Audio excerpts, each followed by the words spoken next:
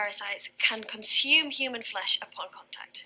But when they make contact with inhumans, they attack the pleasure centers of the brain, giving its victims a desire and willingness to connect with Hive and to serve him. So he's controlling Daisy, is that it? That's it. This is exactly why the Sokovia Accords were created. This is a nightmare scenario. She's a nuclear weapon in the wrong hands. How many of these inhumans is he controlling? Not many. He tried to create his own, but we rained on that parade. We did. But, sir, he may actually have everything he needs now. All cards on the table, Dr. Simmons. I want General Talbot on the same page as the rest of us. All right, well, we're trying to put the pieces together to determine possible endgame scenarios. We know he wanted Kree blood so he can duplicate the original Kree experiment. That's turning a human into an inhuman. The Kree were destroyed. May and Mac made sure of that. There's no more Kree blood. Yes, there is. You have it, and so does Daisy. He can use her blood. So, just take some of Daisy's blood and make more of these. You know how crazy this sounds, right? But that would kill her. You really think he'd sacrifice her just to make a few more inhumans? With her powers, her knowledge, she's worth 100. What if he could make that many?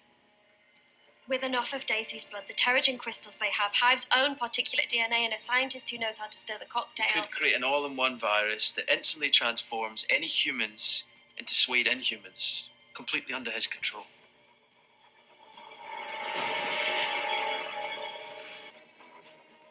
Okay, you're in the clear. Proceed to the exit point. Shouldn't act without knowing the last piece of the puzzle.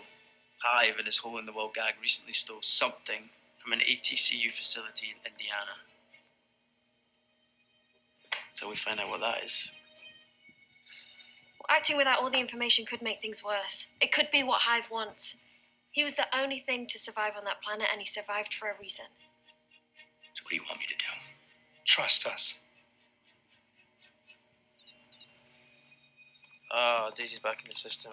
She circumnavigated the anti-subversion code and gained access to Lincoln. That boy sure sleeps a lot. Nice.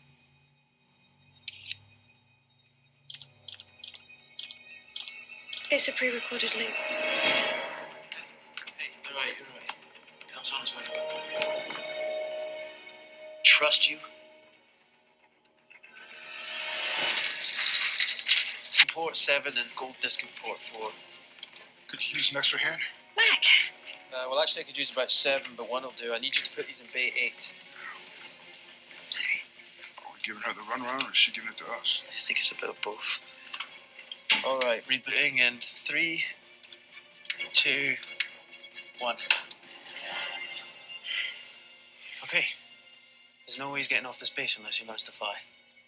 Actually, Daisy could fly him out. She's nowhere near here. If she hacked into the Quinjet systems and reprogrammed them for autopilot, she can fly him out from anywhere in the world. I spent so much time trying to secure the base, I didn't even think about the Quinjet.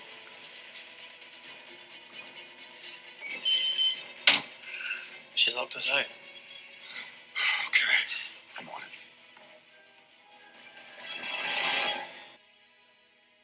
Get her to the med bay.